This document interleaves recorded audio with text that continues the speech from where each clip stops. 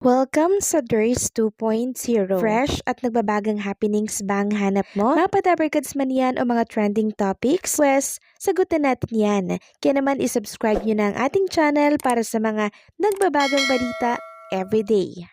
So ayun, welcome back again sa ating YouTube channel mga kadabarkads, and for today's video nga ang pag-uusapan natin ay tungkol pa din sa mga kaganapan sa loob at sa labas po ng Itbulaga.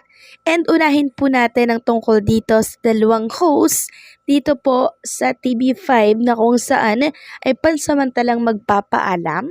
Ayon kasi sa LMTV Scoop or U-Scoop, Tito Sotto at Willie Revilla may pansamantalang hindi mapapanood sa kanilang mga programa simula po sa February 10.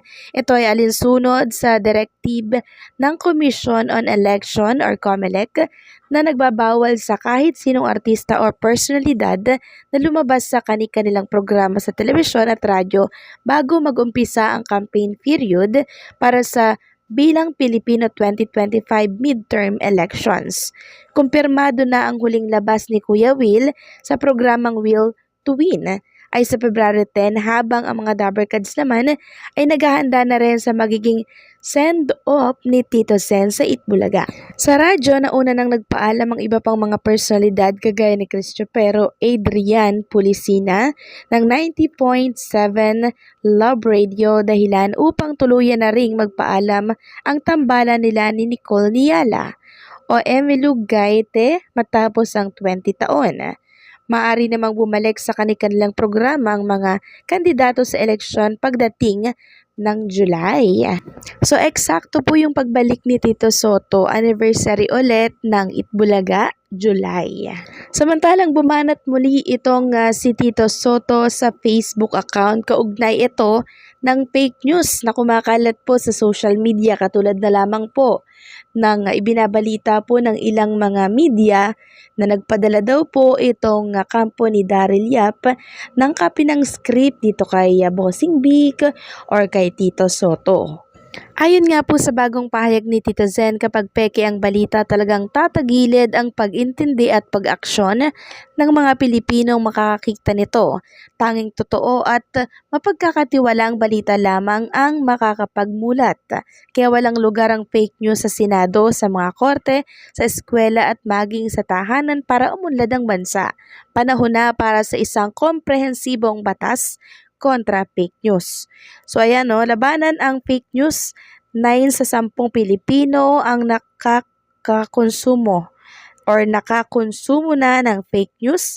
Alamin ang source ng mga nakukuha mong impormasyon, pag-usisa ng unang hakbang kontra fake news. So once na nanalo po itong si Tito Sotto sa Senado, ay paniguradong yung mga nagkakalat po ng fake news, magkakaroon po yan ng kalalagyan. Katulad na lamang po ng pinipilit ng kampo ng kalaban na nagpadala daw kay Tito Sen ng copy ng script etong isang direktor. Isa po yan sa mga batas ni Tito Sotto na talaga naman pong gusto niyang ipatupad pag siya po ay naupo sa Senado. Samantalang talakayin naman natin ang tungkol sa aking napanood na interview po ng legal counsel nitong si Daryl Yap. And narinig ko nga doon na talagang pinagpipilitan niya po mga kadabarkads na nagpadala daw sila ng kopya ng script dito po sa isa sa mga kapatid or siblings ni Bossing Vic Sotto. At alam niyo po ba, meron pa siyang sinabi na meron daw siyang resibo. Meron daw silang resibo. Samantalang yung may mga katawan na po ang tumatanggi, 'di ba? Na wala silang natatanggap. Pero para po sa kampo or sa panig nitong si Daryl Yap, meron daw silang pinadala at meron daw silang resibo. So saan ba maniniwala? Sa may katawan na nagsasabi po ng katotohanan or doon sa may resibo daw na hindi naman po pinapakita? Ayon nga po sa isang write-ups ng article, in a text message sa isang media, lawyer Enrique de la Cruz Jr. denied the statement of lawyer Raymond Fortun about the Sotto ever receiving a copy of the Pepsi Paloma movie script. De la Cruz and client comedian Vic Soto had earlier said that no one from the production of the movie had ever sat for their side of the story. This is why they filed for a writ of habeas data aiming to block the publication of any and all Paloma movie-related promotional material including teaser videos and posters. Earlier today, Yapscam filed for a motion for immediate consolidation and a motion to cancel the January 15 summary hearing regarding the 19 counts of cyber libel charge filed by Soto against the director. Fortin said they have proof. No, ito po yung sinasabi ko.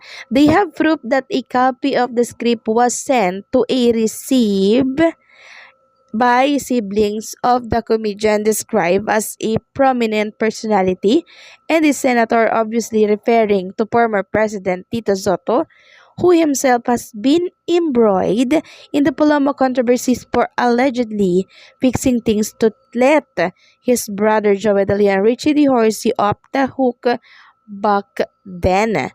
Fortune said it was never Yap intention to hide out the materials from the family.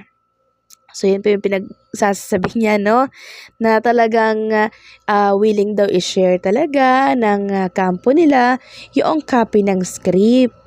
Tapos, sabi niya pa, Fortin said, it was never Yap intention daw to hide the material from the family. The script, he was said, was forwarded to a Soto siblings intermediary who confirmed its receipt. Follow-ups were thereafter made but no response was made by Sotos. Fortin insisted on having proof that the Sotos received the script. Meron kaming resibo. Yan po yung sinabi ni Fortune. Hindi na namin kailangan pang humingi ng receiving copy dahil yun naman pong intermediary ang nagsabi na sa kanila na nakailang beses nga na tinanong na ano ang reaksyon, ang sagot daw ay wala. So yung mga screenshot po hindi po nagsisinungaling. Mismong yung kliyente po ninyo na si Daryl Yap ang nagsabi, no, na hindi sila kumonsulta bago gawin yung movie sa TBJ. So, ipapakita ko po ba yung screenshot na sinasabi natin? Ang daming screenshot, hindi po nagsisinungaling ang screenshot. So, kahit sabihin nyong may proof kayo na pinadala ninyo doon, sila Tito Soto, Bossing Vic, si Attorney Buko de la Cruz na po yung nagsasabi, and itong mga screenshot po na nagkalat sa social media na hindi talaga kumonsulta itong kampo po ni Daryl Yap bago gawin itong pelikula. So ipagpipilitan pa ba natin ito na nagpadala kayo kahit napakalinaw na wala namang nakarating sa TBJ? Ngayon, kung may resibo kayo, di pakita nyo na lang at susuriin po natin yan. Susuriin yan ng publiko kung yan ay may katotohanan. So, tama ako mga Kadaver Cats, diba? So, anong masasabi po ninyo dito po sa update natin? So, paano? Hanggang dito na lamang pong update natin at maraming salamat sa patuloy na pagsuporta. Don't forget to like, share, comment, and subscribe.